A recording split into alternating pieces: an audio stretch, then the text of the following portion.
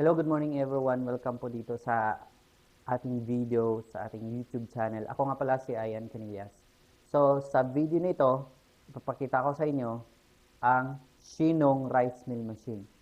So, alam naman natin, sa iba nating mga video, meron tayong mga presentation kung saan ito ginawa ang Shinong Rice Mill Machine. Ito ay gawa ng South Korea.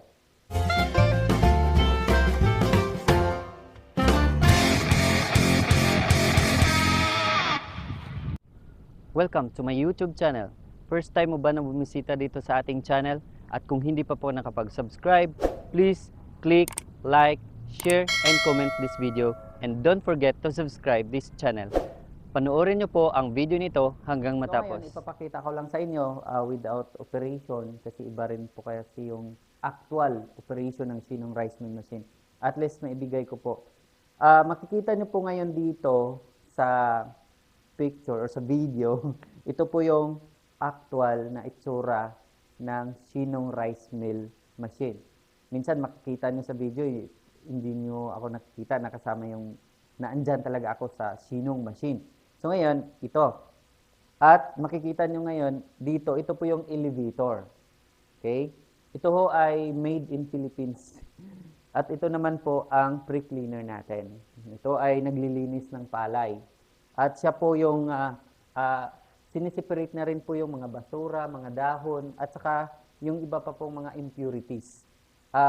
Ito ho talaga ay package at nire-recommend namin ang pre-cleaner kasi malaking tulong ito sa atin. Lalo na kung gusto natin pang long term, pang lifetime yung operation ng machine natin at hindi ma-hassle yung maintenance ng machine.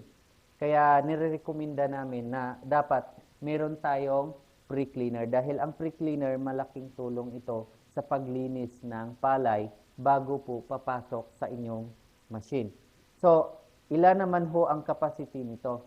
Nasa 500 to 550 naman po ang kanyang capacity.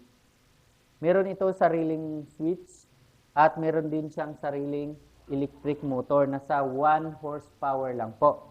At meron din siyang blower na kung saan siniseparate niya ho yung mga tulyapis. Alam niyo ba yung tulyapis? Makikita niyo, itong isang palay na to, minsan itong butel, walang laman to. Makikita niyo walang laman. So siniseparate niya po ito. At least lahat ng mga palay na papasok dito sa machine natin, buo po. Buo.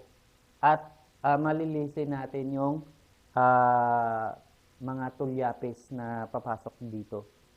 Ngayon, ito naman ho yung elevator dito. Maliit lang siya.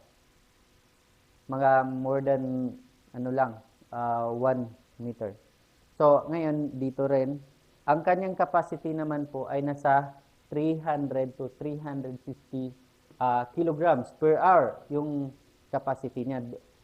Papasok dito sa ating husker. Okay, mayroong husker dito sa loob. At ito naman po, makikita nyo dito, una ito yung elevator. Makikita natin dito, size 2, yung elevator cap, at size 3 naman po yung ating flat belt. Okay, so makikita nyo dito, ito, nakatagalog po ito. Sa original po kasi ng machine na to, naka-Korean po ito, language. Kaya pinalitan namin ng Tagalog para mas maintindihan po, di ba? Meron din ito ay hihilain lang kapag gusto na natin papasok yung palay. Ito ay palay inlet adjuster. Ito. And then ito naman yung door. Okay? Makikita natin dito yung mga impeller at saka yung urethane. Urethane, kasi ito guys, hindi ito rubber roll type. Impeller type po ito. Urethane po ang ginagamit natin dito. So, mas lesen po, mas makaless po tayo sa kanyang maintenance. Alright? So, ayan. Meron din siyang doon, rice screen, separator, bago ito papasok doon sa ating ito naman ho ang labasan ng ipa. Sa Ilonggo term kasi, ano yan, labhang. Or sa Bisaya, labhang. Tagalog naman, labasan ng ipa. Yung darak naman po andun sa sa kabila. Sa Ilonggo naman po, yung darak ay upa. Yun ang pagkakaiba. Sa Bisaya, same rin. Diba? Kasi Ilonggo ako eh. Okay. Ditong sa part naman na ito naman po yung main part natin. Ito yung switch, main switch. Ito yung secondary switch. Bago mo ito i-on, ito muna. Palampasin muna dito, ilang ampere.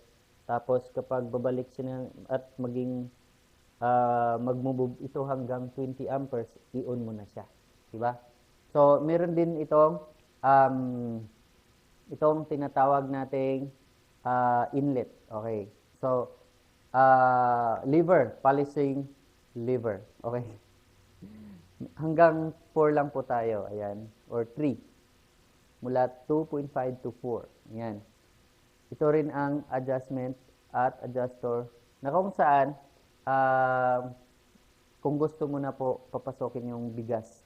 Dito kasi, pag akyat dito ng palay, dito, sa screen, sinasala niya pa ito. Okay? Siniseparate niya yung mga bato, mga darak, yung iba. Hindi pa po dito, siniseparate niya. And then, pagpasok dito, brown rice pa po. Okay? Hindi pa po siya puti. Okay? Pagdating dito, mayroong adjustment dito. Ito yung nagko-control kung gusto po natin na puting-puti talaga yung bigas. Kung gaano siya kabilis, gaano siya kaputi, ganun din. Dito naman po sa loob yung mga polisher natin. Polishing screen at saka whitener, polisher na sa loob din.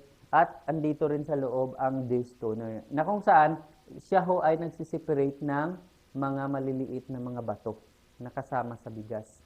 So, meron din siyang labasan ng mga bato. At saka yung mga broken rice, dito na rin po. Dahil meron tayong rice separator. Okay?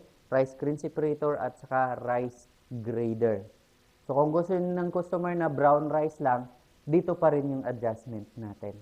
Okay? Hindi siya masyadong maputi. Parang brown rice lang siya. Pero kung gusto niya puting-puti talaga, dito pa rin yung adjustment natin. Pero wag masyado. Wag lang dito sa pula. Kaya dito lang sa green. Alright? So, ngayon, ito lang po ang ating discussion tungkol po sa Shinong Rice Mill Machine. So, meron itong 66% na recovery rate. Ang input nito na palay ay nasa 300 to 350 kilograms input na palay. And then, ang lalabas naman, ang capacity niya, ang kanyang average or recovery rate ay nasa 66%. Ibig sabihin po, sa 100 kilos na palay, ang maging bigas nito ay nasa 66 kilos na bigas. Ayan. Pero nakadepende pa rin po sa quality ng palay. Kasi paiba-iba yung quality, yung variety, di ba? Iba ang variety. Merong variety kasi, kahit tuyo na siya, broken rice pa rin. Meron, di ba? Pero dito na-adjust natin, nakokontrol natin yung mga broken rice. Andito pa rin yung kagandahan ng quality ng machine natin. So, ayan na guys. Maraming salamat po. Kung marami pa po kayong katanungan, inquiry tungkol po sa Shinong Rice Mill Machine, mag-message lang po kayo. Meron tayong Facebook page at contact number. So, tumawag kayo sa akin and then mag-usap po tayo. Pwede tayo mag-chat. Meron din tayong GC or group chat for another information naman po tungkol sa rice mill machine na ito. So guys, maraming salamat po and please don't forget to subscribe, click, like, share, and subscribe of course. Comment lang po kayo mga kaibigan kung nagustuhan niyo po ang machine na ito. God bless everyone. Kita-kits po tayo sa susunod nating mga video. Paalam. This video is brought to you by Shinong Rice Mill Machine. Ito ay 350 kilograms output capacity. At meron din tayong BSEE Combined Rice Mill Machine na meron itong 1,000 kilograms output capacity. Kaya, Tawag na, mag-message na sa aking Facebook page. Ayan ho. Hello everyone, thank you for watching this video. Kung hindi pa po kayo nakapag-subscribe sa channel na ito, please subscribe and please click the notification bell. At panoorin nyo pa po ang iba nating mga video. Maraming salamat po.